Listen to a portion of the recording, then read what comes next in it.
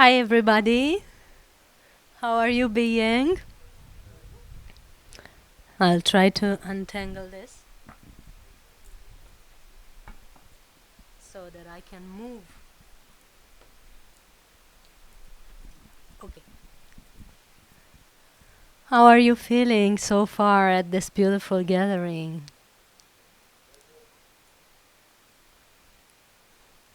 First of all, I want to thank everyone and bow to you for having created this beautiful gathering.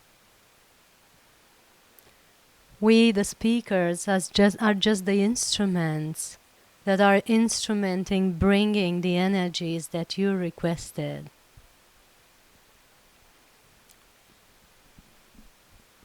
So it's basically you that have created this gathering, and we're very grateful. For so many years, I've been witnessing this type of gatherings. I've been joining many pranic gatherings along the years. Since 2010 to 2009, since the first time I've heard about this possibility of being nourished by prana, I've been in many gatherings around the world of people who are interested in this. So my pranic journey started way back when I was 14, but I consciously started learning about it when I was 28, so 8 years ago, 9 years ago, something like that. And since then, having participated to so many groups, I'm so happy to see how this unfolds. As people are becoming more and more conscious of this and believing more and more in this possibility. And this shows us that us as humanity, we are evolving now so fast.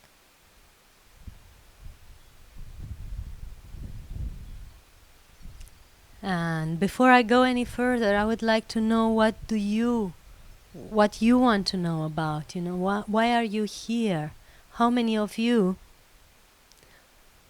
are interested in pranic nourishment? Hands up. And how many of you are here just because it's an interesting gathering and you're curious about what's new on this planet?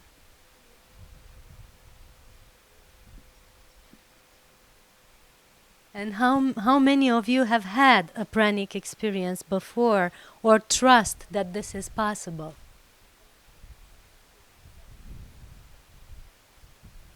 I'm so happy you're not so many, because the rest of you have this opportunity to learn and open.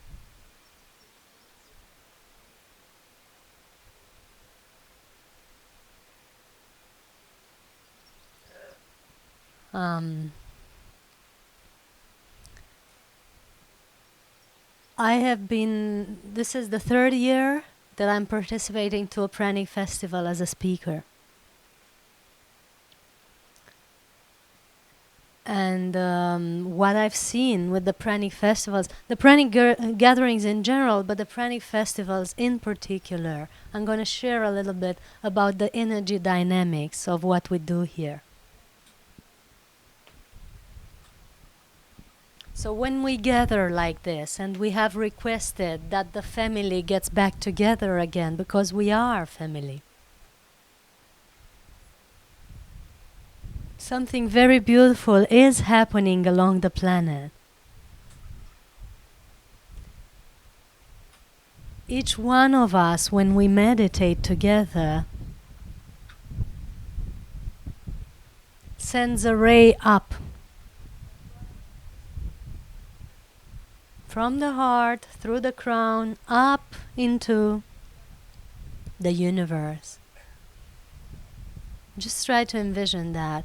And once we send these rays together, something very beautiful happens just right above us.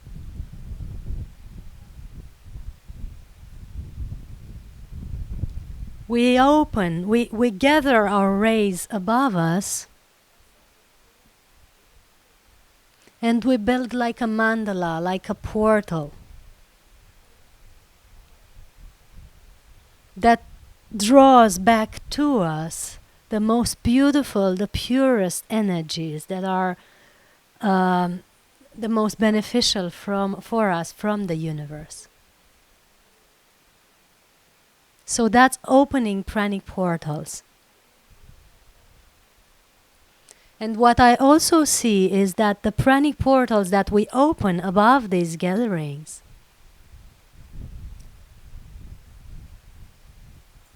are starting to connect with each other. So for example, last year we had a pranic festival here.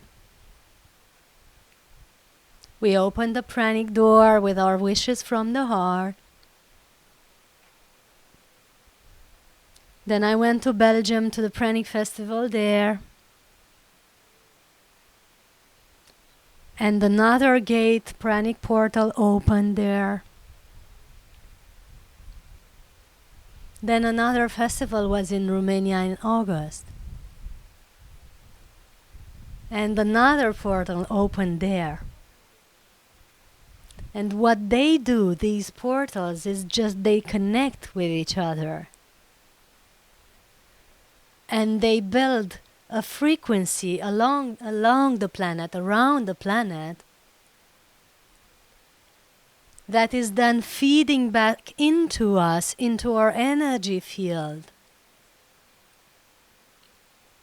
The right energies for us to experience more of this pranic possibility.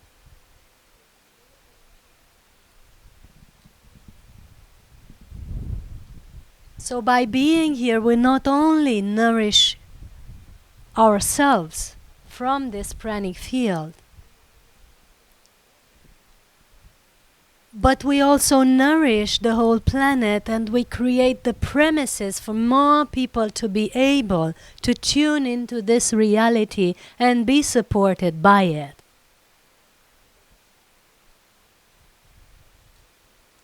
So what I'm really thanking you for is that we're all light workers contributing to this.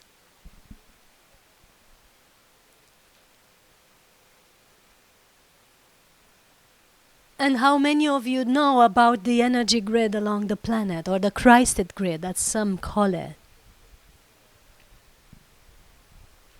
This is like a coat of energy, like a matrix of energy that is built around planet Earth, that is holding together and supporting the field of love, light, and purity of the people of this planet. And this grid is nourished by our intention and opening. So imagine the pranic portals as little light dots in this grid,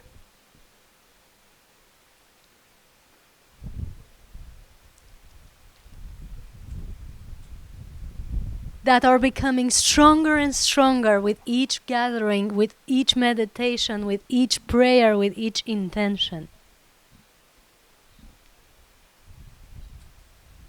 So like little light bulbs,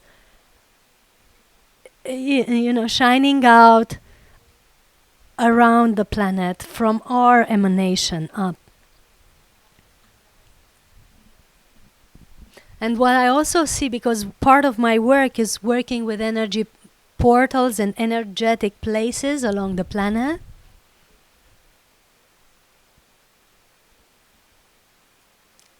what I also see is that each festival is held in a particular energetic place, so where the planet is more open to this. So here we have a very nourishing place, very beautiful, outstanding energy vortex.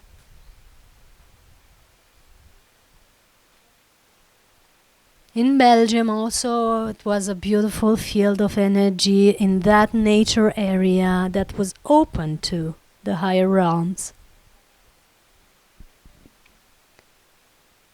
And of course, in Romania, where we're holding the festival each year in August, it's also the most powerful place in Romania, energy-wise, the crown chakra of Romania. And all these places are connecting to each other all along the planet. If all of you could witness this, but I'll hold an exercise just a few minutes later to show you this, because it's important that we all see it. And why I'm sharing this is just for all of us to be conscious of what we're participating in. So it's not only about our curiosity or just being in a gathering, but it's a much, much deeper work that we're doing together. I'm just pausing after each phrase so that they can translate, in case you were wondering.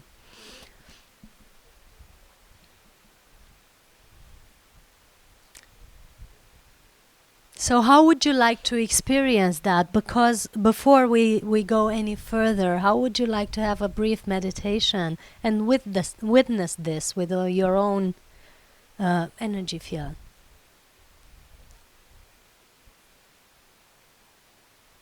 Hands up if you want to experience that.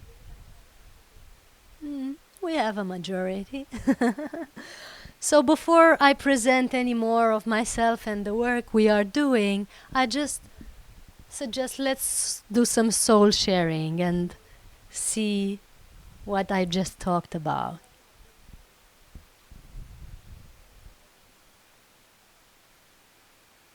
So what I invite you to do is just center in your hearts and just start breathing in and out. You can keep your eyes open, your eyes closed, however you're comfortable.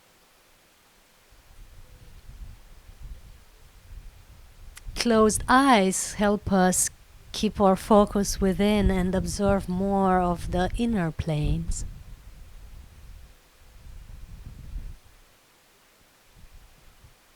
And what we invite you to do is just imagine that your breath is going up and down through your spinal cord like an elevator.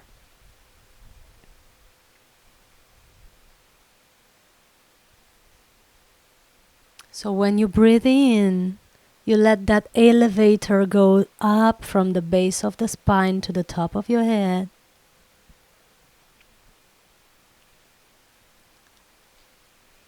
And when you breathe out, you imagine or visualize the elevator going down from the top of your head to the base of your spine.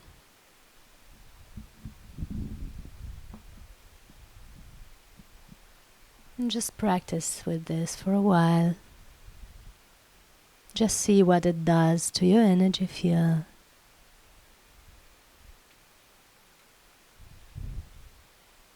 And we imagine that we have a light column or a light cylinder around us from the center of the universe to the center of the earth.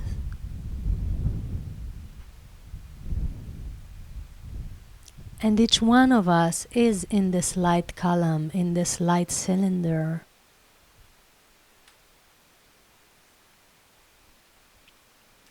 Breathing in and out the light, the color from this cylinder.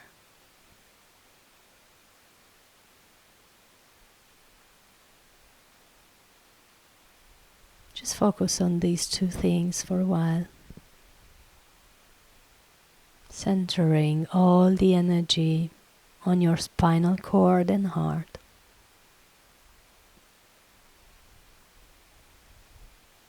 And allowing the most appropriate energy, the most appropriate color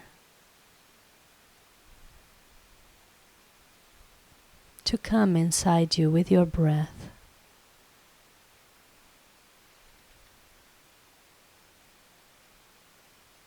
And as you breathe out all the tensions, the thoughts, the energies that no longer serve you, and allow them to be absorbed and transmuted in this light column.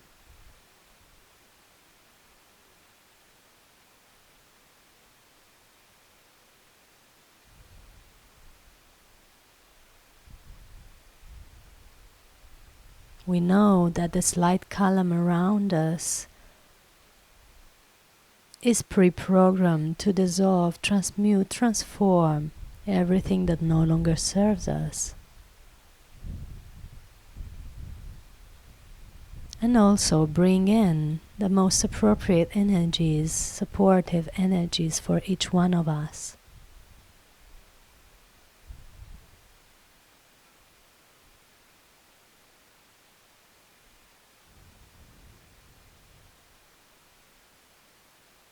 We focus in the heart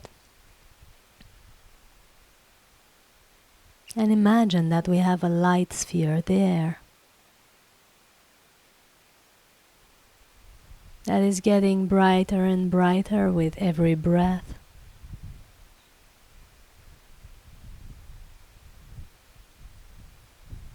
So each breath in is fueling this light sphere.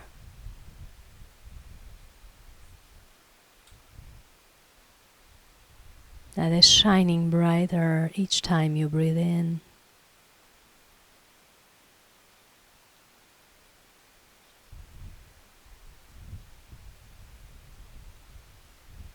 You can also imagine that you have a light cable connecting you to the heart of the universe.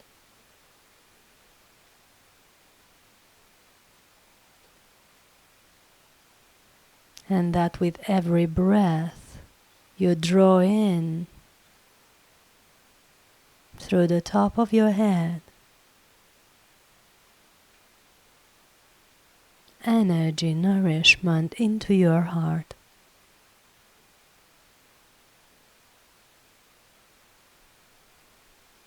Fueling you breakfast, lunch and dinner with every breath.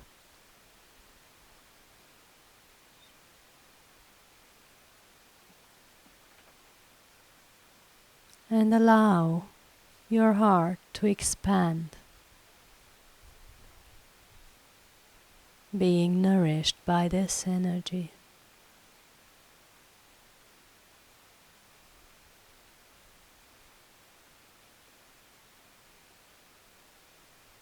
With every breath in, your light sphere in the heart gets brighter.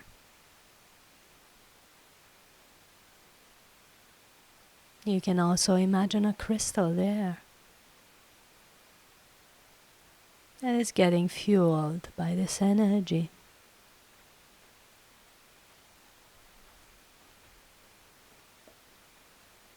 And with every breath out, you let this energy from the heart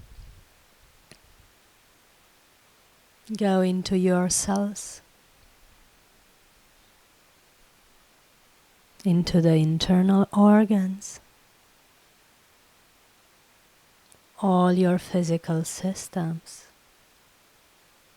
circulatory, muscular, endocrine, everything, into your whole body, then going out into the auric field, and out into the universe, this emanation of your heart.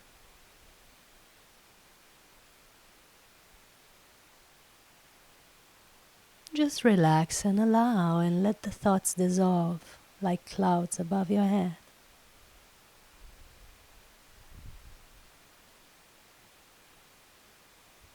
And allow this energy nourishment from the universal force to fuel your heart and your cells with every breath.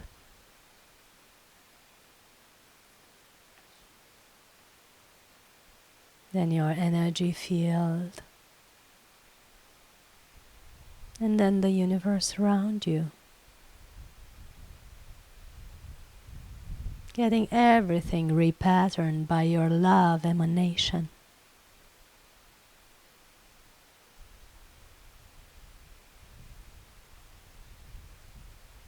Just have no fear.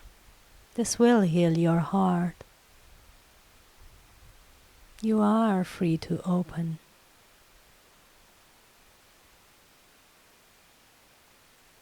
And you allow this energy to then flow down into your lower chakras as well.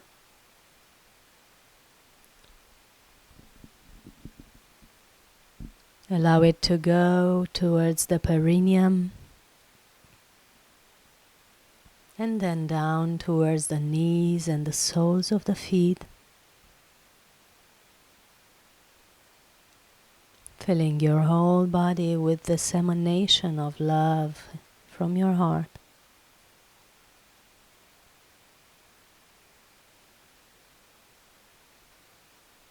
Then allowing it to flow down towards the center of the earth, building like roots or energy cords towards the center of the earth.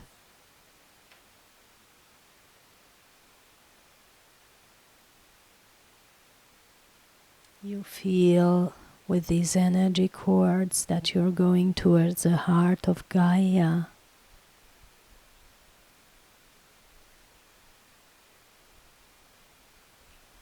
Connecting with the heart of the mother that is holding us and supporting our physical presence here.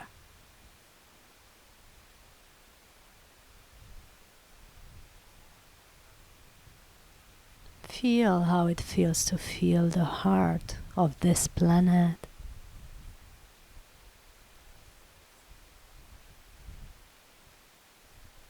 Just centered into it and feel the energy there.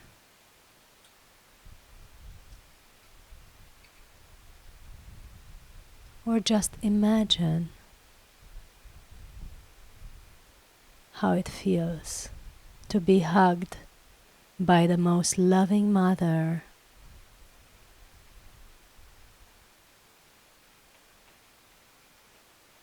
The being that cherishes you the most and supports all your actions, regardless of their integrity.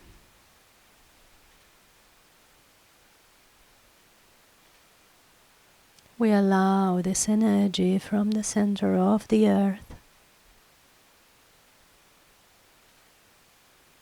to go up through these energetic roots towards the soles of our feet, and then up through the soles of the feet into the ankles and the calves and the knees and the thighs. We let it go up into the perineum, gathering then at the base of the spine.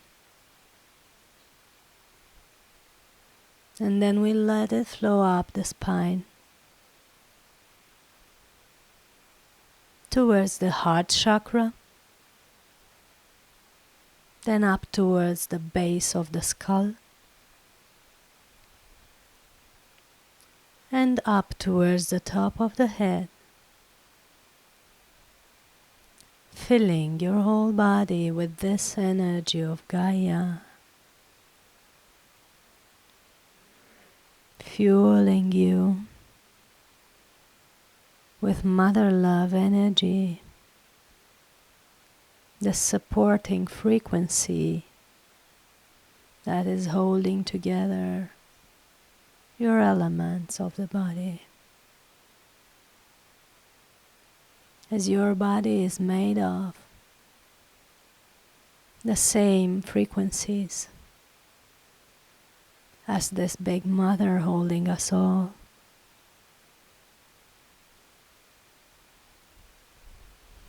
Once your body is fueled and filled You allow this energy to flow up and spring out like a fountain, like a torus around your body.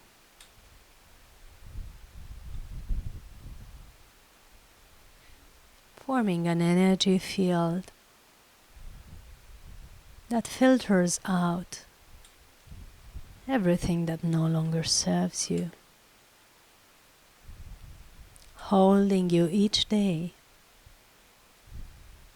in this loving embrace of the perfect elements balance.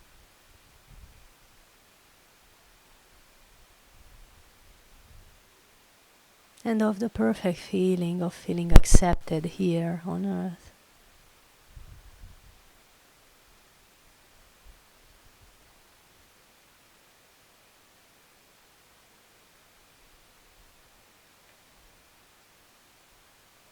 And with our attention focused back in your heart, we notice how each one of us has this connection cable that goes up towards the center of the universe.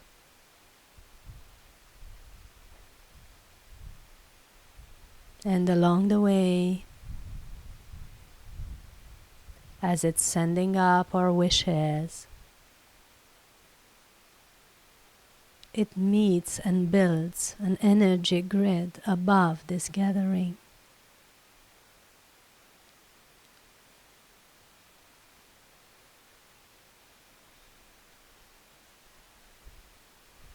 Each one of us adding to it the purest frequency of love and nourishment from his own heart. What is your purest heart intention for this planet and for this gathering?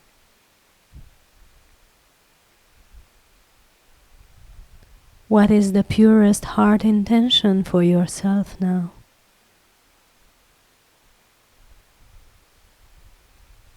You just notice yourself as you shoot it up towards the top of your head and then up into this mandala.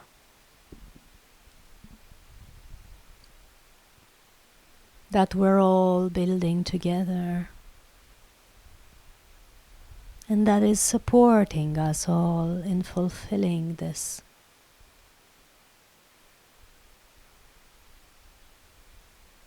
And see this mandala lightening up with each emanation of each one of us. And notice it as it is connected with other grid points along the planet.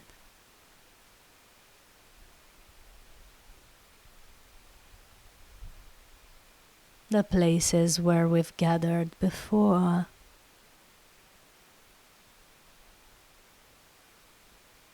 The other pranic festivals or pranic gatherings that we've had. Not only now, but way back, maybe in Lemuria.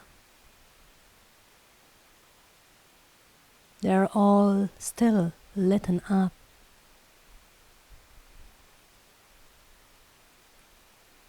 You see them lightening up and supporting this frequency around the planet.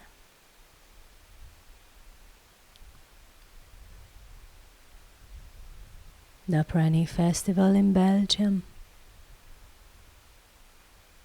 the Pranic Festival in Romania, the new ones still to come. Maybe Glastonbury, Hawaii or Norway, and still others to be revealed.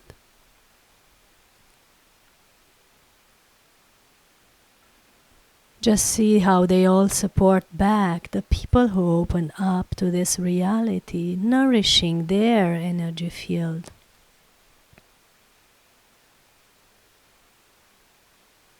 helping them to open up to this possibility and be nourished in it.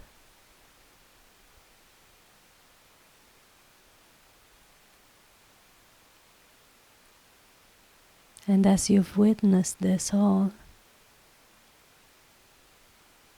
coming back into your heart and back into this gathering with your attention to the physical plane,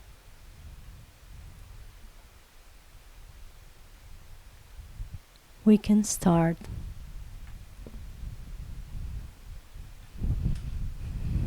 having a stretch or coming back into the room or just staying in this state as long as we want.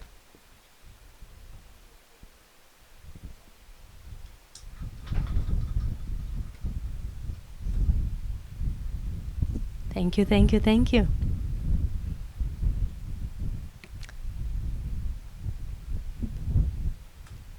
How many of you have seen what we were talking about? Does anybody want to share a little bit about what he noticed?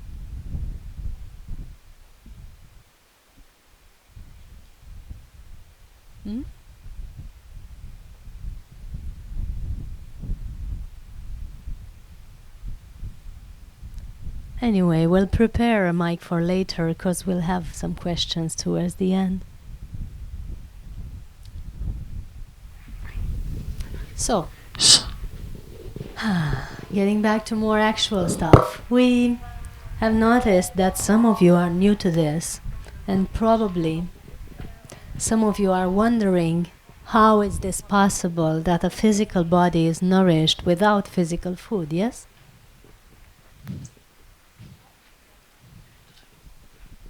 After years of studying this, when I first heard of it, actually, I was convinced this is possible.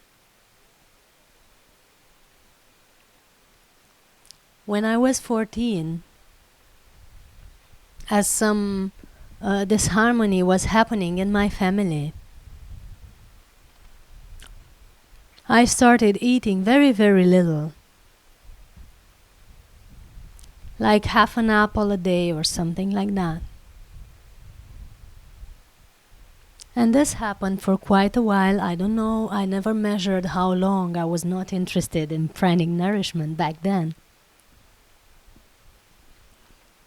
But truth is, I felt powerful and I was able to go to school, study, have high grades, do sports. So my body was functioning on that type of nourishment. After things got recalibrated in my family, I went back to normal food again. I had lost a little weight during that time, but I was able to function. I was no weak, no dysfunctional in any way. So I guess back then pranic nourishment was kicking in.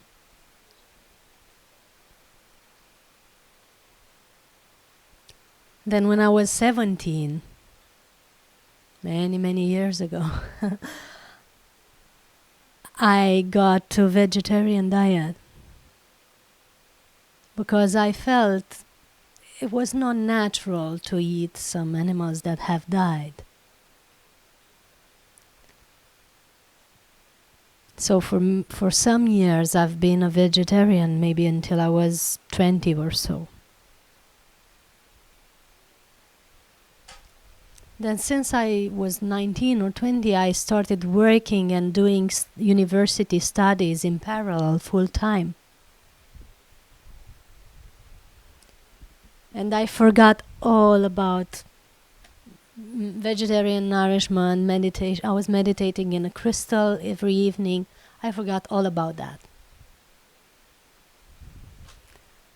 So I started what we call a normal life. Management years, trying to get ahead in my career, trying to hold a family as well. Stuff like that. The things they teach us are normal to do in a life. But nobody had taught me that the normalest thing to do is be in contact with and take care of my energy body. So when I was 27, as I was working many, many hours a day, I started getting really unbalanced.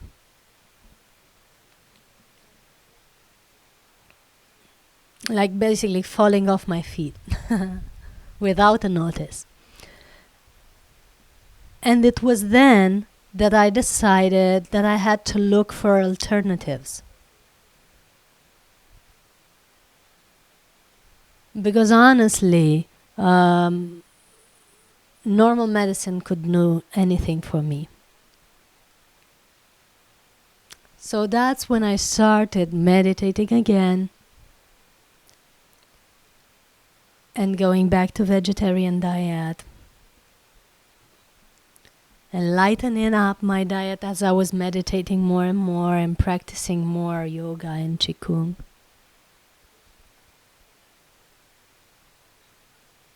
Because as I was getting back to this lifestyle of holistic intelligence, my body naturally was rejecting certain foods that were not beneficial for my body. So you could call it a natural organic growth into pranic nourishment. And at some point in 2012, I started a purification process where I would just have 4 cereals, water and salt for 10 days minimum. So it's a very strong purification diet called Oshava.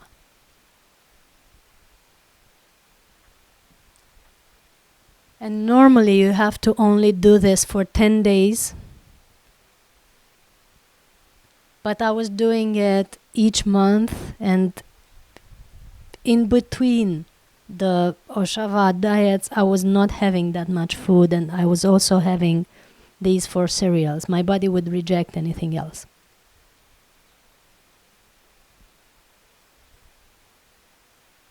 And this is what helped me detox in a very powerful way, and preparing me for 2013. When I went, I didn't know that I was preparing for something, but in 2013, I went through a very powerful training called Darkroom Retreat.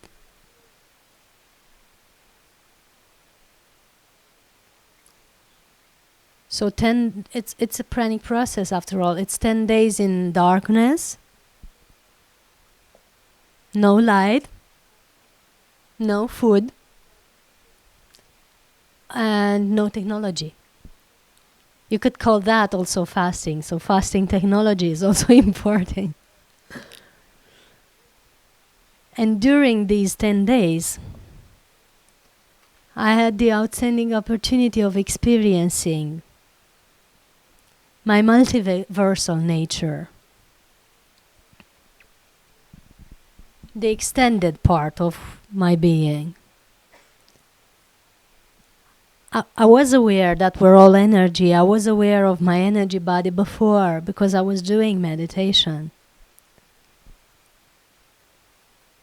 But in darkroom, I became aware that the energy body that we know here, you know, the 7 chakras and the body layers, the energy body layers that we know as our human appearance, are just a small, tiny part of our being. As somebody was sharing yesterday, as we go higher and higher, we can see much more of our multiversal aspect. So I became aware that while some part of me is speaking with people here on this planet,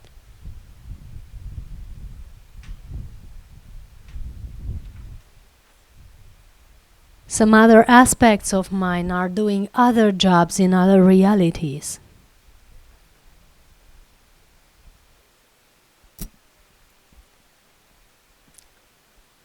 A part of me is a golden light body supervising some planets from a spaceship. A part of me is spinning some galaxies. And a part of me is dwelling in the central sun, pulsating from there.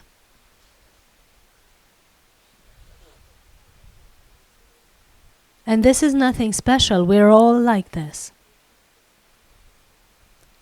Each one of you is doing multiple roles in multiple layers of this reality. Not to mention the parallel lifetimes that we're doing here. But way, way beyond, we're doing much, much more jobs that we can, imagine. So since I noticed that, you can imagine that I was not so much confined to the reality of having food as nourishment.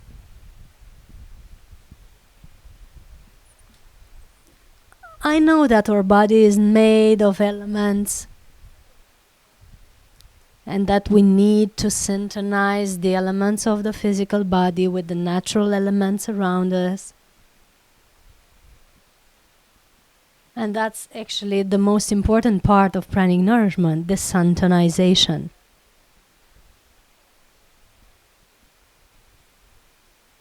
Most of the people do it through food.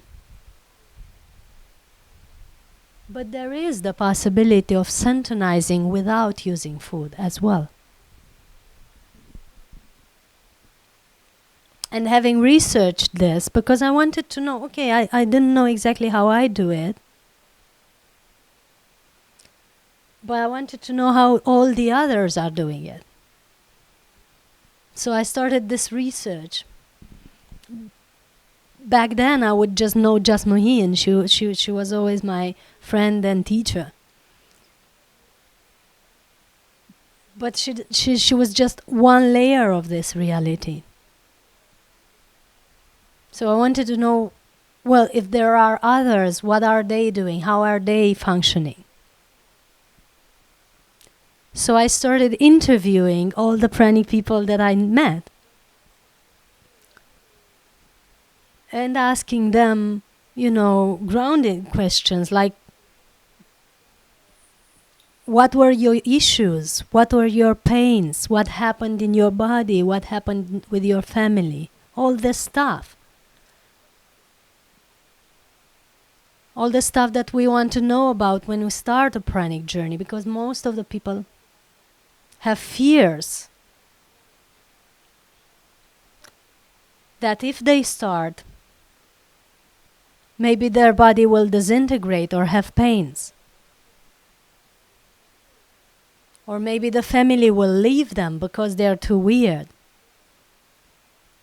Or maybe the society will turn away from them because they are too far out there. How many of you feel like that? Nobody has this fear? Everybody's okay with quitting eating today? Yeah? You can all do this instantly? Yeah? Oh, congratulations. Then it was just me, okay? I know you all feel some of this. But anyway, for the ones who feel this, I made these questions and did these interviews just to figure out how the pranic people that were nourished for 18 years or 20 years by prana have succeeded at this. And what I've noticed is that there's no clear recipe. Everyone has had his own path. But there are, though, some steps that each one of us can do that can take us to lighter and lighter nourishment and more balance.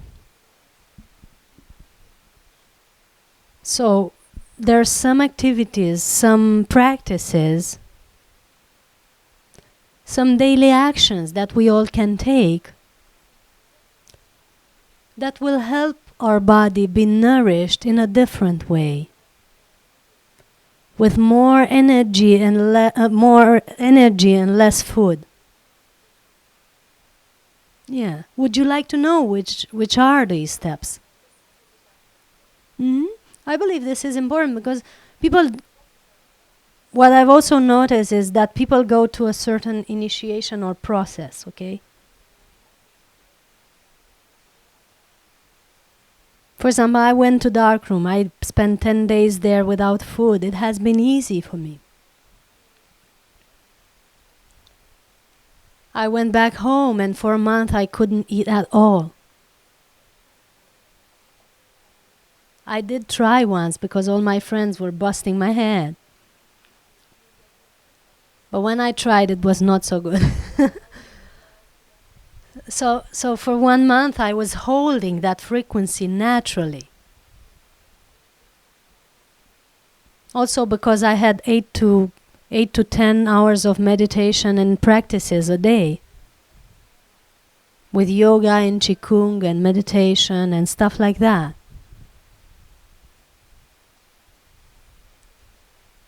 But after 1 month, I eventually started reintroducing vegan food back to my body again.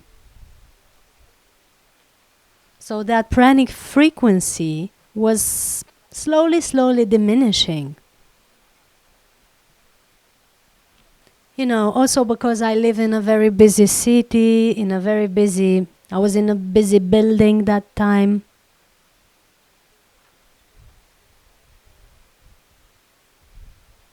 I was an event manager, so I was doing events with 300 people eating heavy meals. That was my job. So holding the pranic frequency of not eating at all in that environment was challenging for me at that time in 2013. But still, some of it stayed. I ate very little, and some of this frequency stayed with me and continued to grow. So I instantly started asking this question, well, if I did it, and if I have this blueprint, also there are other lifetimes where I had this practice, how could I maintain it? Not because I'm interested. I want to share a secret with you. I'm not interested in not eating. Actually, this is not my focus. After having manifested this and after having fun with it for so many years,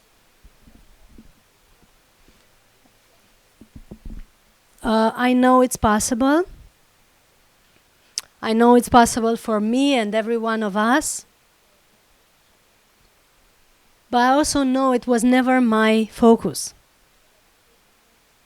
Ever since I became vegetarian, then vegan, then went to darkroom and all that, my focus was always of how can I be the best version of myself?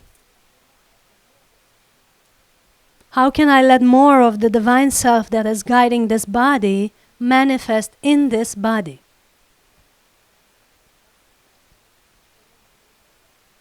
That is still my focus at this moment. So if that involves quitting food for the whole lifetime,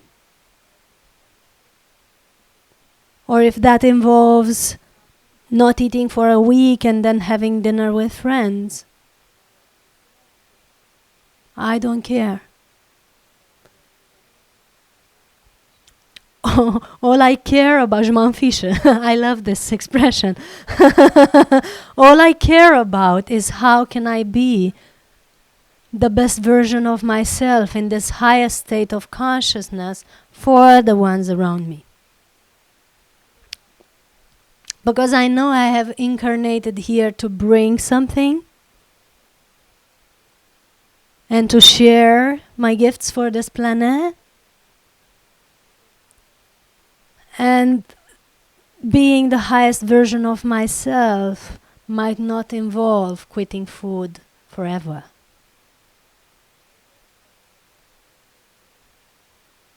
It might involve being that connected and that aware to know exactly what to do and when to do it in every moment. And that involves eating or not eating. So being that intuitive to know exactly what your body needs, how your spirit needs to manifest, and how you can connect best to the ones around you. Because that's why you're here. When I tried to withdraw, so after 2013, the darkroom and everything in my life changed. I quit my event organizing activity. I quit my house, my city. I left everything behind. And I went to a city where the spiritual activity was a little more intense, a little more developed. Where I felt I could start to hold conferences and do healing sessions. Which is my present job now. I do such sessions of healing that are called soul healing or healing from the soul, from the divine self. And I started having conferences and writing books and doing videos on all the activity that some of you have seen already on YouTube and internet. And at the beginning it was very difficult. I was not knowing this reality and how it functions. And I was not knowing much of the pranic nourishment either. You know, I had the books, I had the trainings. But as each one of us is unique, my unique blueprint was doing things that were weird to me. So since then, sometimes I wouldn't eat for a month or so. And then I got back to vegan food for a while. And then again, I would not eat and drink for a while. And then again, Spirit would ask me to just take some chocolate or some soup with someone. And then again, nothing going down through here because this is my filter, the throat chakra.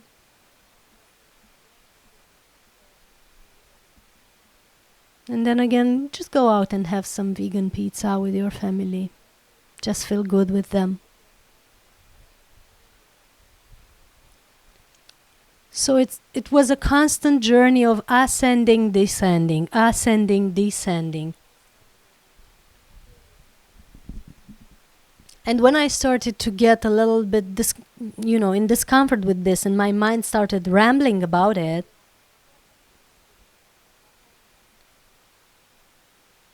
I was told that no, you have to go out there, get the information, gather energy, and then ground it here. And this is your job.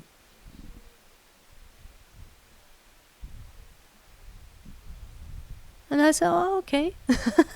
If that's the job, that I'm okay with doing it. But also, my diet got lighter and lighter, and at the moment I'm only comfortable, really comfortable with liquids. That involves water during the day and some juice or soup during the evening.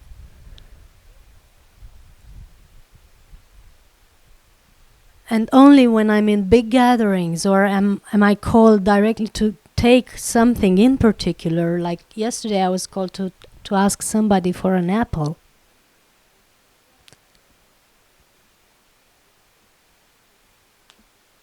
only when I'm called to do that, I ask again, and then I do it.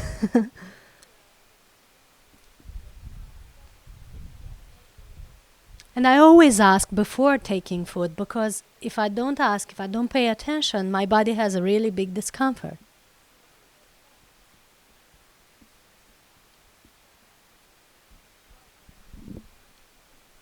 But if I ask and receive a yes, then I have no discomfort and my body does not feel that food in my body. It's just like going through a tunnel or something. It's like the matter goes in and it's instantly transmuted into something that is not heavy for me. So this is one layer of the pranic reality, the thing that I'm experiencing. But there are other layers, and you'll see here, of people that have not taken physical food for 18 years maybe. And they cannot take physical food. It does damage to their bodies. And others who have taken non-physical food for a while and then got back to light soups or light juices. And even scientists like Nassim Harameem or others who have had 3 years of pranic nourishment and levitation and then started eating normal again. But they're still able to hold that high state of consciousness regardless of what they eat. So the conclusion is eventually that this journey is not about eating or not eating. And I'll say this every year, because every year it is confirmed to me. This pranic journey is not about eating or not eating. It's about how much prana can you handle and channel through your body.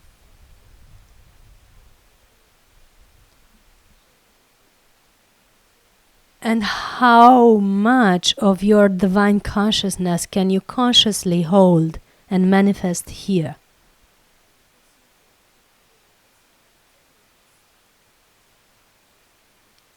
Yeah? And if that involves for us quitting food for good, then so be it. But if for some of us this involves going back, not back and forth, but being so aware and so divinely connected to know exactly what to do and when to do it, so be it.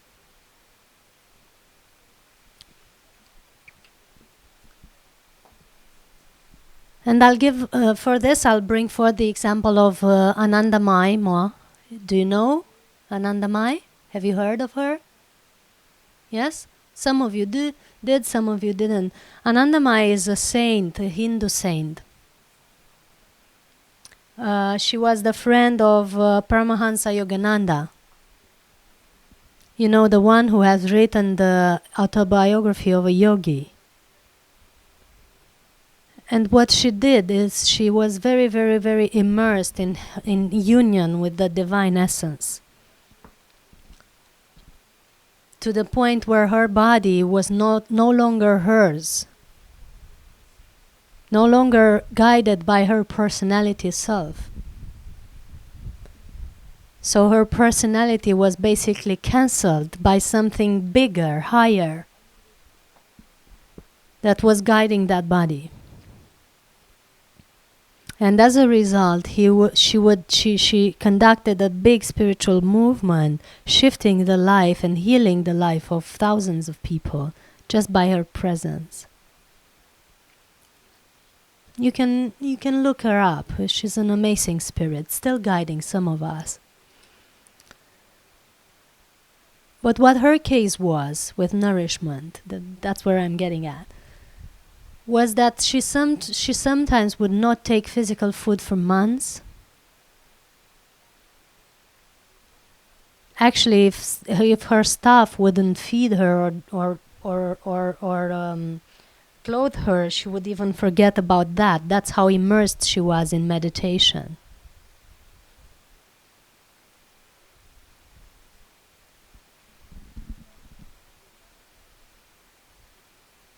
And when they tried to feed her, she would not take that food. She would spit it out. But eventually, and that lasted for months.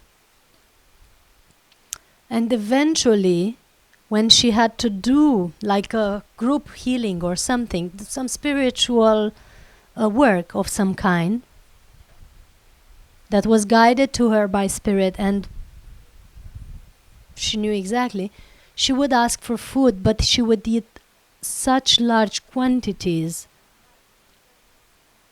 that a natural human body would not be able to take. So buckets of food. And she was tiny, just like me. She was not a fat woman with a large stomach.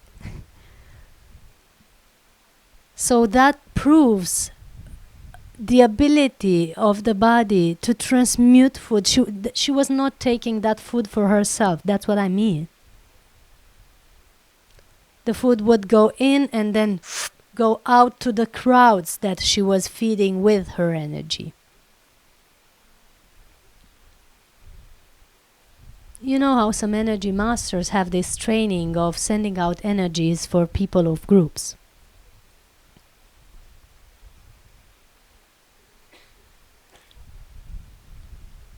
So you see, this is also a possibility of taking food but not for you and transmuting it. You know, just channeling that energy towards someone else. Why I'm sharing this information with you is that I want to help people be aware that there are so many possibilities. And there's not one pranic reality. You know, that some people are so strict in Breatharianism, saying that Breatharianism should only mean not eating and not drinking ever for a lifetime. And if you're not that, you're not a Breatharian. But what I invite you to research is that it's just a box. There's just a strict layer that is not standing, because most of us are about flexibility and about fluidity and about letting things be in the best version that they need to be. And I've seen myself doing this, and I've seen all the others doing this. And if you want more information about how the others did it, you know, apart from the festival, you can look up on the internet Pranic Consciousness Summit. And you'll find a platform with all the interviews that I did with the pranic people that I've met.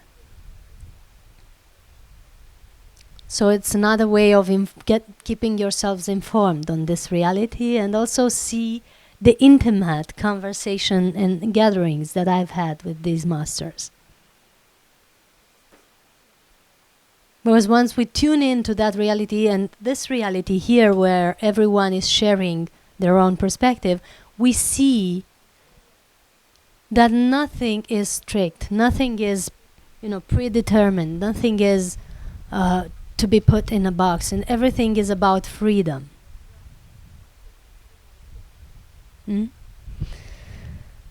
Also, very important, if you're interested in eating less or eating no food,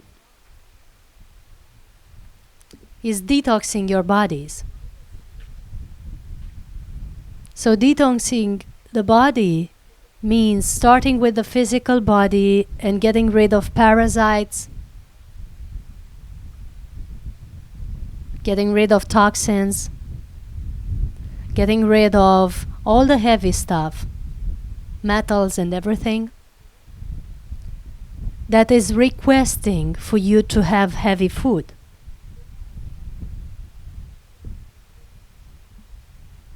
So for the people who still have heavy food and feel that the body needs it, it's not the body that needs it, but the heavy energies in the body that need that. So once you detox and get rid of the heavy stuff, you can go to the lighter stuff. And that feels good. Then another important layer is the emotional detox. Most of the people don't eat for physical necessity. Most of the large quantities of food that are intaked on this planet are for emotional reasons. So once you detox your emotional body and get rid of the traumas, the fears, the bad memories, not only the ones in this lifetime, but the ones in the cellular memory as well. Once you do that, you'll notice that your body will naturally request for lighter food or no food. One of my jobs with the soul healing therapy is of clearing that stuff. So we work not only on this lifetime, but also parallel lifetimes of memories that are in the cellular memory, that are holding us in a certain reality, blocking us from experiencing more of our divine or light body self. And the way we can easily do it is connecting with your soul and ask questions for there and receive answers from there. And see how easy it is to just declutter a pattern that you've had for years or maybe hundreds of years. Just by asking the right questions and finding the pattern that has held you there. Do you believe this is possible? Just in an instant to get rid of baggages of memories that are holding you back from expressing the best version of yourself. It's very easy.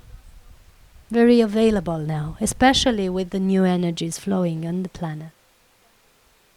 And also the mental body. The mental body detox is very important. We have so many programs that are not necessary nor true, that are making people function in realities that are no longer useful for them. As my friend yesterday was sharing, you know, that the lady that was in the Himalayas, were holding paradigms as long as they are useful, but sometimes we're holding them much longer than they serve us. So to be free from that, we have to let them go. And one of them is the paradigm that it's only physical food that is nourishing us. Once we are aware that we have other types of nourishment that are available for us every day, every second actually, every moment. And once we understand that, but also feel that, we then can be free from that belief. It can free ourselves also from the belief that we're dying without food.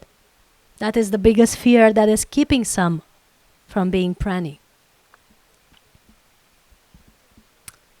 So to help people with that, I've gathered my research in a book that has somehow summed up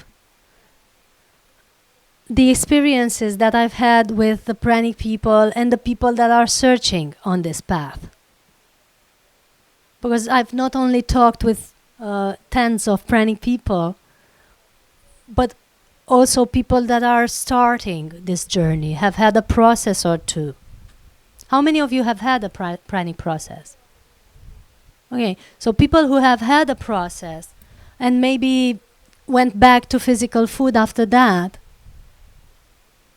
you know that there's so much guilt, so much frustration sometimes, so much feeling not right because you haven't made it.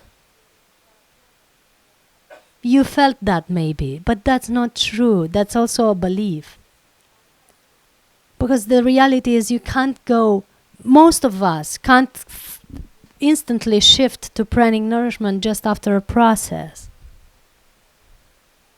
Most of us have to hold, to support that process, that after period, with certain activities, with certain steps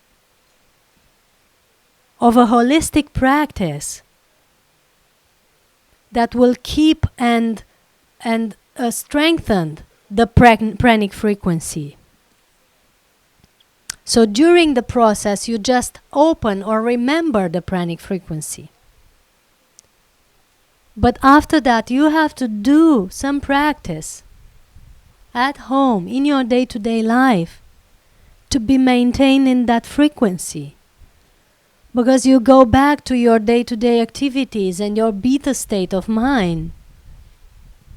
And you naturally go back to your old habits. You can't hold that state without a practice. That's my experience so far. I will share the steps of the practice if you want. But before that, just let me tell you what I've gathered in this book, because I feel it's important to some of you. So we've talked about the detox methods, and I've detailed them here. The physical body detox, the mental body detox, the emotional body detox are just, all of them are described and developed in the book. Then we've talked about the science of pranic nourishment, the things that actually happen in the physical body that have been tested and discovered, that can help you understand how this is possible at the physical level. Because there are scientists that have measured the physical body, that have tested people in hospitals and noticed that they succeeded. And there are also scientists who were not looking for this answer of pranic nourishment, but have noticed with various tests that, for example, somebody did some research with calorimetry suits. Calorimetry suits are suits done by NASA for astronauts that are measuring, among others, the calorie intake of the body and the energy that the body consumes. So when they measured with these suits, they noticed on normal people, not pranic people, normal people having a normal life, they noticed that 8 to 25% of the energy that the body was consuming was not coming from physical food. So they measured the calories that they ate during the day. They measured the energy that they consumed with their activities, even sport activities. And they've seen a difference of 8 to 25% that was not coming from physical food on normal people. So those who did not do any spiritual practice, nothing at all. So my point is, if a normal person has 25% of his energy coming from an unaccounted source, that's how they called it, then imagine if you did some practice at home. If you did some meditation, if you did some yoga, if you did some qigong or other exercises, if you included some holistic activities in your day-to-day lifestyle, how much would that unaccounted source of energy increase in you?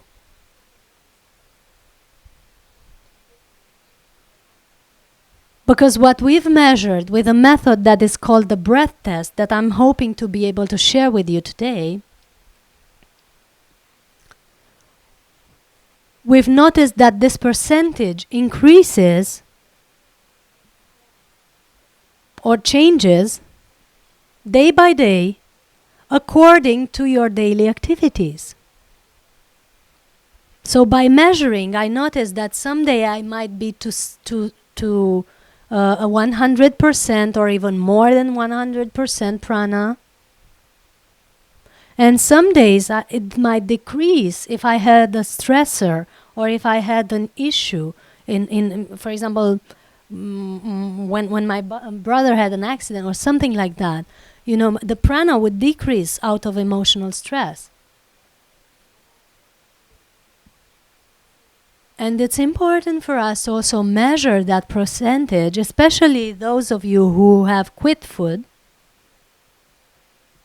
to measure that percentage to know exactly if if it's the case to bring some physical nourishment when your pranic percentage decreases,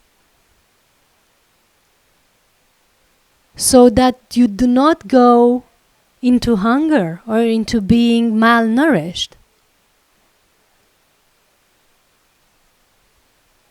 Because many of the people who have tried without having the proper training and without having the proper information or the proper intuition have damaged their bodies and also died. And that's also a reality we have to touch on, because it's a reality. We have to be very aware and careful on this journey and be able to measure or be conscious if and when we need to take something, if it's necessary.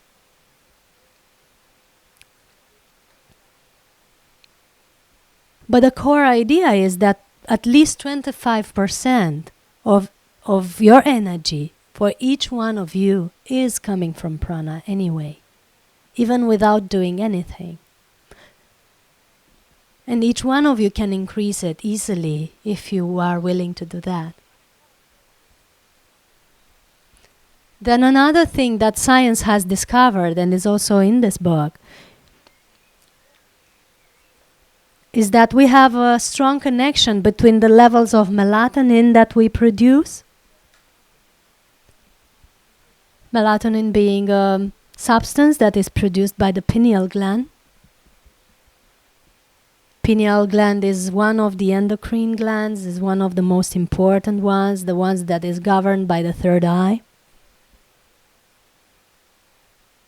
So the melatonin produced by this gland is influencing the pranic intake. That is, the more melatonin, the more prana. Or in other words, the more melatonin, the less hunger. They've also researched and noticed that there are two hormones in our body that are governing our state of hunger. One of them is leptin, the other ghrelin, but I won't play smart here. It's just the names of the hormones. And these hormones are regulated by the production of melatonin and ATP.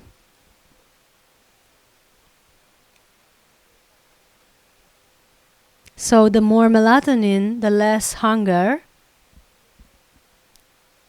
And where I'm going with this is, how can we have more melatonin, yes? That would be the question. Where the studies have shown that melatonin is actually increased by meditation.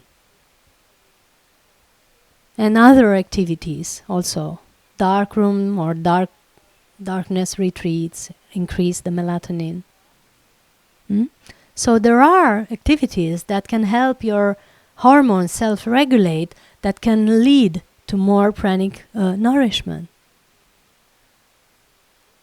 And there is a science behind it. It's not just holistic stuff.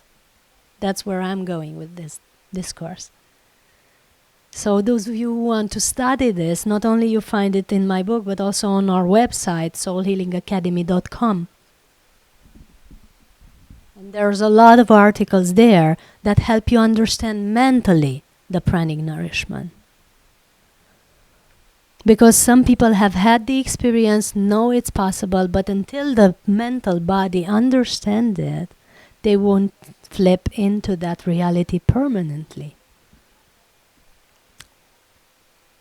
That's why we help with mental information so much. Also, they have discovered that pranic nourishment is encouraged, increased by sun gazing.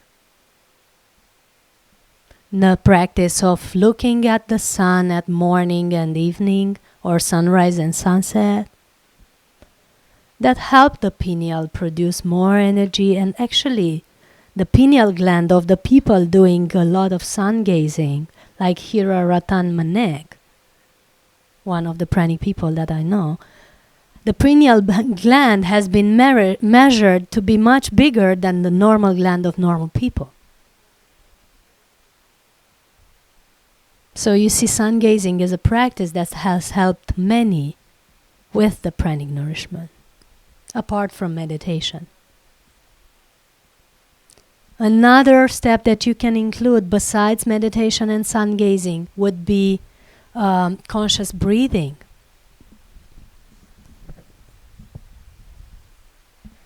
They call people who are nourished by prana, they call them breatharians.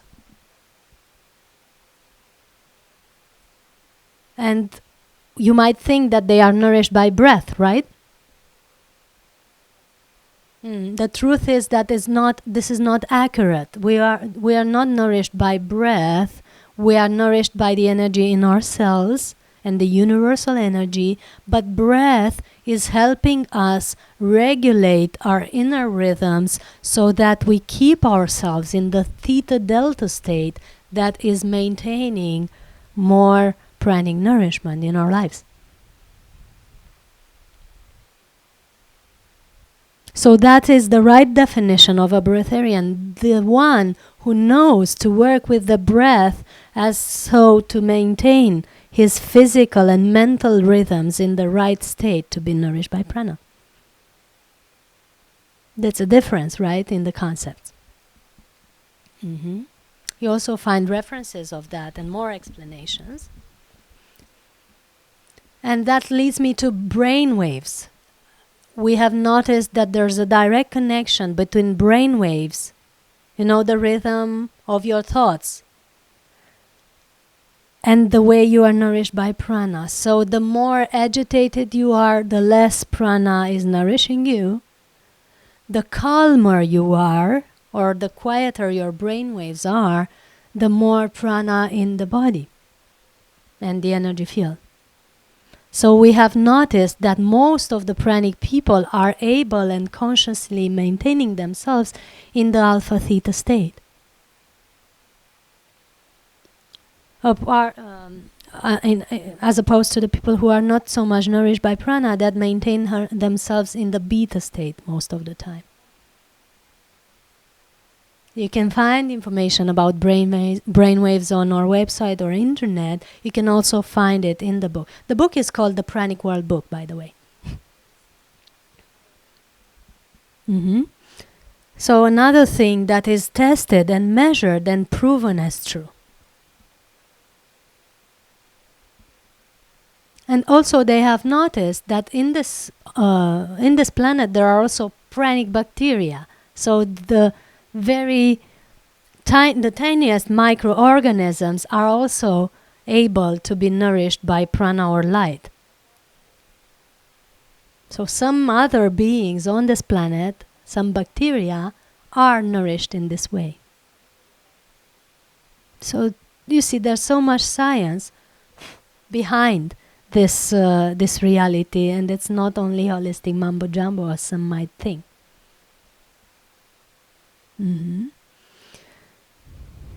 Yeah, so you find the book here and also in the shop, and those of you who want to know more about this, you can tune into.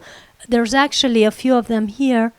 One is about the dark room, one is about the Pranic World Book, and the other one is transitioning to lighter diets. And you can take them and pass it along to look at them if you want.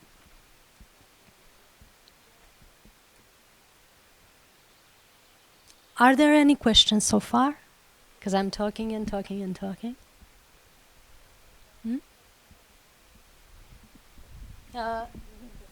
My friends with the mic, if you want to pass it along. Thank you.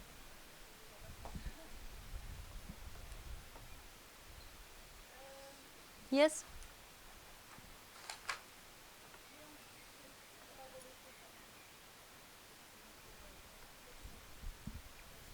Yes.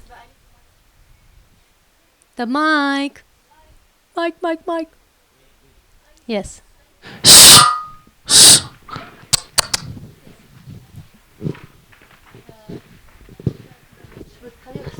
No. Okay. I heard about Amrita. Amrita. I would like if you can speak a little bit about Amrita. If it is a natural process or if it's a conscious process. Practice. Yes. If it's a practice to get there, you're asking, yeah. With Amrita, which is divine nectar or divine energy or an energy that is nourishing us, I have to also describe it for those of you who do not know about it. Amrita is an energy that the yogis and Qigong masters have talked about for thousands of years, and is said to come through the pituitary gland into the pineal gland and then to the rooftop of the mouth. And then if you hold your tongue on the roof of your mouth, it will flow down towards your tongue and nourish you. That's the references we find about Amrita. And that's also my experience with it. About how to get to experience Amrita or divine nectar, there are various techniques, but it's also about spiritual practice. Some of us have experienced it as a result of the Kundalini awakening. That's my reality. Some of us have experienced it as a result of a certain practice called Kechari Mudra. Kechari Mudra is a yogic exercise where you turn your tongue towards the back of your mouth and focus your attention in your third eye and some other stuff that you have to do. And after some practice and breath work, you can start experience that reality of drinking the Amrita.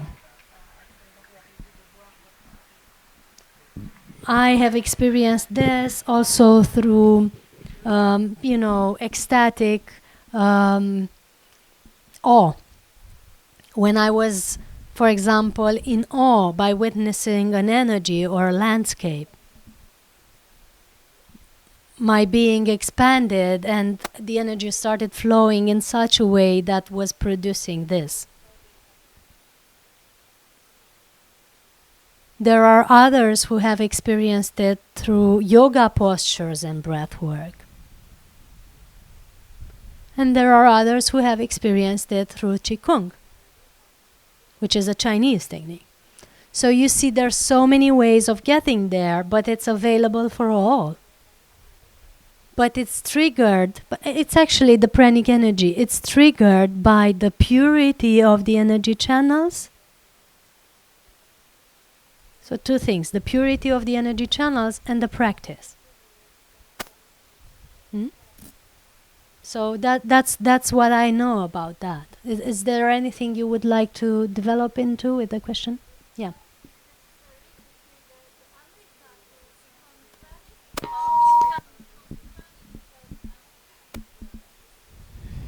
To a certain level,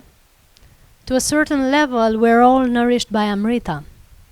But I guess pranic people experience it to various degree of intensity. Some very intense, and some maybe are not really aware of it, but it's still flowing. So my answer would be yes, I think it is. But this is also this would also be a fixed concept, because some of them are nourished through this amrita flowing through the roof of the mouth. But as our colleague was sharing the other day, you can be also nourished by all the pores of your being, not necessarily through the rooftop. So there are various possibilities with that. So if you haven't experienced it, it does not mean that you cannot be nourished by prana. Yeah. But it is a thing to experience, because, as I said, this journey is not only about not eating. The experiencing the Amrita is the expression of a highest state of consciousness. So it's beyond not eating. Actually, not eating, I want to get to that and brief it out a little bit. Not eating is a siddhi, a spiritual power, just like any other, okay? Just like telepathy, just like clairaudience, just like remote viewing, okay? It's a siddhi, it's a spiritual power. If you turn your journey into searching a certain siddhi or spiritual power, you lose the main the main beauty of it. So it becomes an egoic search, it becomes a search of ego self-personality. And that will not get you too far. You might be experiencing pranic reality and you get self-satisfied, but it will not get you too far. You have to pay attention of your goal and always focus on the highest reality of all, and not just one of the spiritual powers. For me, I've experienced clairvoyance, clairaudience, telepathy and all that. But I've never, as I was sharing yesterday, exercised on increasing them. What I'm exercising in is increasing my divine nature in this body. That's why I shared that, yes, I can become invisible or dematerialize my body sometimes, but this happens without my conscious intention. It happens, and it goes back to normal, and it's just my divine self guiding the activity. I never searched for this spiritual power or tried to increase it in any way. I'm not interested. All I'm interested in is manifesting the best version, like I said, in each moment. So, mind your intentions and goals. That's the point. Yes. Yes. Also, before the question, I want to tell you, so I wouldn't forget, that I am available for healing sessions here and for counseling. So if you want, we can talk after, because I usually forget to mention that. Okay.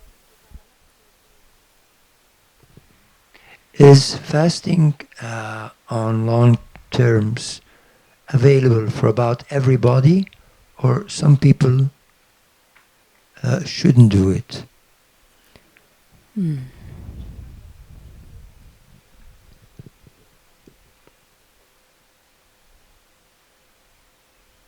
I think this is a journey of self-mastery.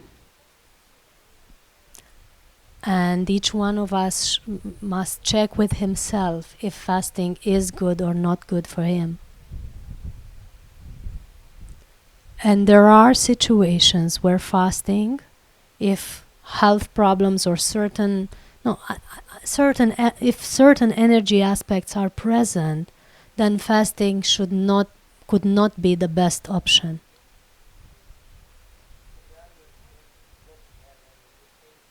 For the average person, I think fasting is beneficial, yes. If they don't have ailments, if they don't have a condition where the body is already weakened and in danger, then yes, fasting is good for everyone, and I highly recommend, at least as an exercise, 1 day of fasting each week, just to see what your body does. You won't die from it, and it's high purification.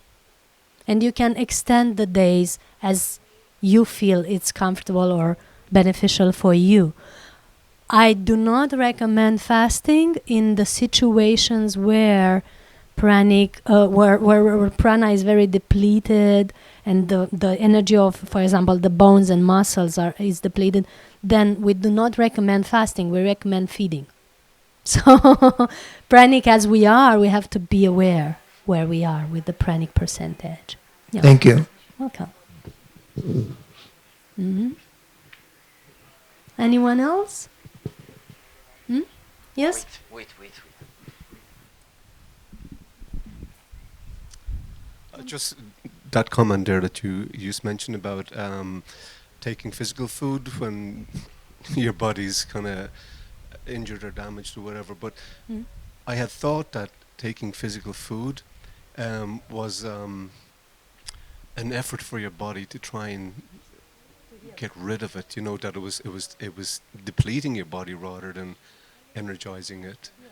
So what you said seems to contradict it.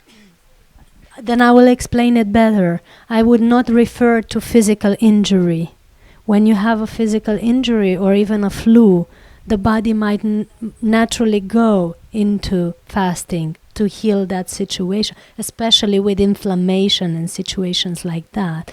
What I meant, when the body is already depleted, when the body is already lacking, and lacking energy, for example, lacking a lot of vital energy, if the body has a lot of parasites, if the body has a lot of toxins, and you start having extended times of fasting without doing detox, then you might have problems. Or if the person has already a condition where, like I said, the body is physically depleted and not balanced, then extended fasting might lead to further unbalance. So we recommend in that situation that the body is stabilized, detoxed, and then they can go in extended times of fasting for healing a certain illness. But yes, in the situation of healing a wound or an inflammation or a flu even, the fasting is and might be useful. Mm-hmm. And how is it manifested through the body when it is in harmony, when it's in good condition and when it's in bad? Like, I don't mean obviously if somebody has an obviously chronic condition that maybe they're being treated medically for, but if somebody wants to begin this process, what are the signs that they would know that the body is appropriate for starting this or inappropriate? Mm-hmm.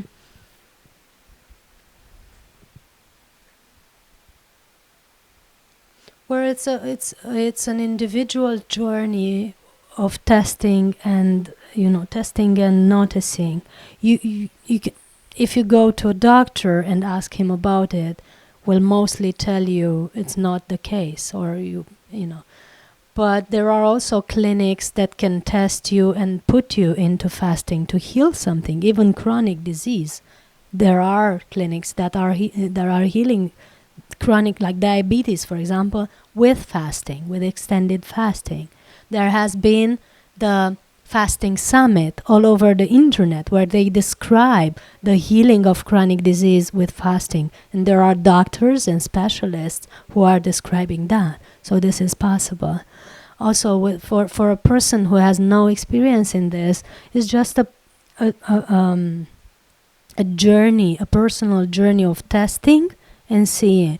If you have started fasting and extended it for a while and you feel depleted or you feel your energy is unbalanced, then you can either do some blood test and see what you need, or you can tune into yourself if you have any spiritual practice and see what you need to do to get back in balance. For example, in my case, when I am doing extended time without food, and I'm doing this frequently, actually most of the time, and at some point if I feel depleted in any way, I have to go back to myself and see what is the activity that I should be doing that would get me back in balance. And I test with the breath test that I'm going to share with you, hopefully. I test what is the activity. Sometimes it's just I need to lay on the ground, like the girl yesterday was sharing. Sometimes I just need to take a hot bath that would balance my energy substantially. Sometimes it's just that I need a hot tea. Sometimes it's that I need to go deeper and process an emotion that is depleting my physical body. Sometimes it's I have to do a certain meditation. Sometimes it's I have to listen to certain music. So it's such a variety of things that can add or deplete to your energy field. And with pranic journey and even extended fasting, this is something to take on when you're starting to develop your intuition and be in contact with your body and with your energy bodies. Okay, so that you can develop that intuitive side of yourself that will tell you what you need to do. And also consult some other, experts in the field. We do not recommend ever doing this all by yourself, by the way. We do not recommend stopping the physical food without anyone to, guide you in any way. At least books, but mostly a person as a guide.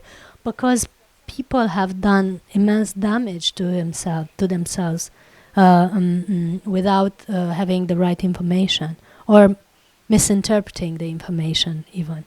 When the mind is not clear, the information is easily being misinterpreted or misunderstood, and that leads to damage. That's why you need a guide, I believe. Until you get in contact with your inner guide, with your inner master that will guide you all along the way, it's good to ask outside for someone that you trust. We have, for example, the Pranic Consciousness process, which is an 8-step process that is offering the guidance of the activities to do in your day-to-day life to increase the pranic percentage. And that's very easy to do at home. And you learn how to balance, how to do this easy fine-tuning so that you have that intuition at hand wherever you need it. So you can find that online, the Pranic Consciousness process. There's a Facebook page and there's a website page, and you have more information on it. But we're doing it as online training, and we're also doing it as live trainings, like live retreats. And it's a great journey to be in, not only for quitting food, but mostly for developing your intuition and your divine self communion. That's what we're about. Okay. All of it? Okay. Thank you. The Pranic Consciousness Process. Il processo di coscienza pranica. Okay. Yeah, please. I know Thank it's you. going to be interesting. Say it out. Yeah, I can't do different. I want to know this. You mentioned before, first of all, thank you very much for your very clear, great rememberings and deepenings of this very important knowledge. I feel very much more rich right now. Thank you Thank you very for much. your feedback. Only I thought I have no question, but then it came up again. You said once, if a person knows about how it believes or it knows that the body can live without material food, and then you interestingly said, but it's very important for the person to know it in a deeper way or to understand it. I think you connected it with the book. Yes. So it seems to be important not only to believe, but also to be convinced, is my question. Yes. Doesn't need that to be enough to be convinced my body is nourished from I will tell love. you the difference. I know your questions. I will tell you the Yes. difference. So Thank there you. are persons, there are various... Pranic nourishment is a form of yoga. You don't see yoga just the weird postures that some do. Yoga is divine communion, yug, union with. And there are different forms of yoga, the meditation, the physical practice yoga, the mantra yoga, the tantra yoga. and so on. The bhakti yoga, the yoga of adoration, or praying to something. And each type of yoga is best suited according to your type of being. So for some people, just feeling that this is possible is enough, and they instantly go, wow, yes, I want and I can be in that state. And that's coming from a deep ability of believing and having faith. And these are the people who are more heart-centered or heart-opened. But for certain people that have a strong mental field, that usually is keeping them from believing stuff, or a mental field that is helping them understand and process information to be able to offer it to others, for those it's necessary to mentally understand things to be able to integrate them in the body.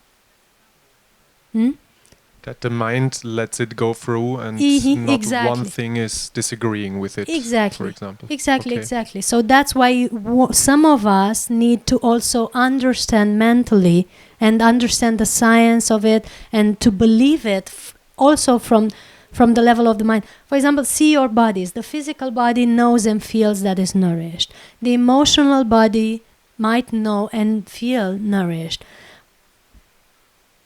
But if the mental body has some distrust,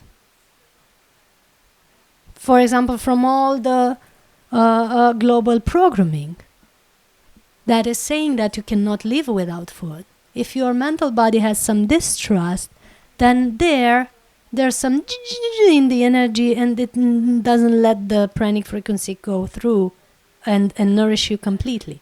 Okay? This has also happened to me. And then you have to also understand it mentally. So feed your body with the information of how this is possible so that it relaxes and let it go through. Has been the technical explanation for the mind, has that been mentioned in maybe yesterday from Sophia or from you? Was that maybe enough technical information of getting nourished by many different things, of air and nature? Or is there also for some really needed this inner physical, biochemical jump process also needed to be explained, for example? Of course, it depends individually. It depends individually. Can I add one more, very different, but also it's somehow connected with the belief and the knowing? I can imagine that there are different religions, for especially I think Christian religion, as I know some friends, they would immediately maybe disagree? say, not disagree, but this very interesting point of, like you beautifully mentioned it with Amritananda Ananda Mai Ma,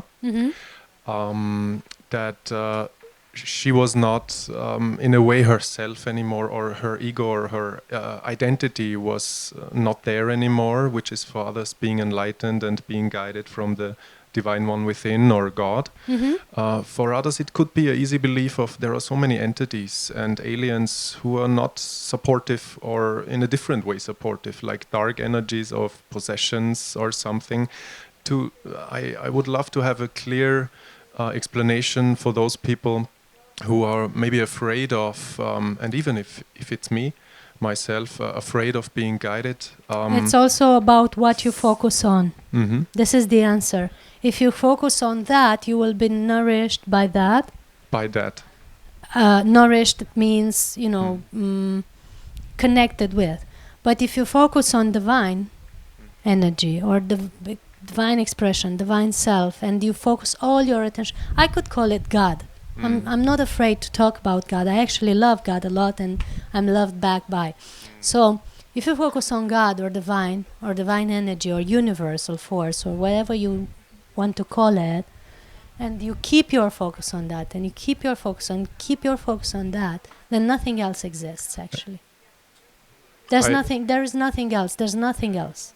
I agree. So there you can assure or maybe hopefully explain also directly that if I pray to God, that nobody else is coming in. If you Just set God. your intention to only connect with the divine beings and Yeah. divine energies that are nourishing you in the best beneficial way for you, then that's what you'll resonate with and nothing else.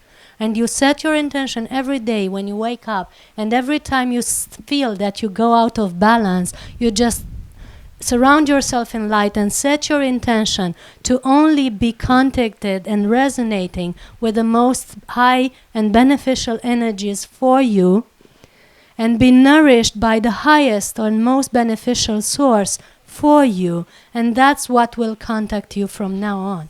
That's the filter. And the end of all fears, actually.